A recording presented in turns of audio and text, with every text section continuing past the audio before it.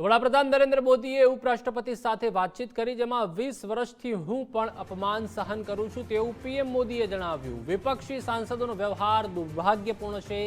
વિપક્ષી સાંસદોના વર્તન અંગે પીએમએ પણ ટિપ્પણી કરી. ઉપરાષ્ટ્રપતિની વિપક્ષી સાંસદે મજાક ઉડાવી હતી.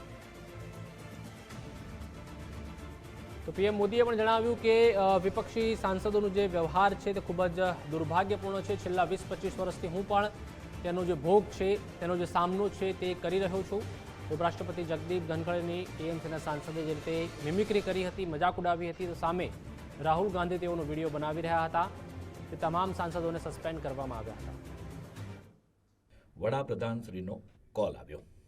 તેમણે ગઈકાલે પવિત્ર સંસદ સંકુલમાં કેટલાક માનવીય સાંસદોના અભદ્ર વર્તન પર ભારે દુઃખ વ્યક્ત કર્યું. તેમણે મને કહ્યું કે તેઓ 20 વર્ષથી આ અપમાન સહન કરી રહ્યા છે, પરંતુ હકીકત એ છે કે ભારતના ઉપરાષ્ટ્રપતિ પદ જેવા બંધારણીય પદનું અપમાન, અને તે પણ સંસદમાં થઈ શકે તે દુર્ભાગ્યપૂર્ણ હતું. મેં તેમને કહ્યું, વડાપ્રધાન શ્રી, અમુક લોકોની હરકતો મને મારી ફરજ નિભાવવામાં અને આપણા બંધારણમાં સમાવિષ્ટ સિદ્ધાંતોને જાળવી રાખવાથી રોકશે નહીં. હું હૃદયથી તે મૂલ્યો માટે પ્રતિબદ્ધ છું. કોઈ પણ અપમાન મને મારો માર્ગ બદલવા માટે દબાણ કરશે નહીં.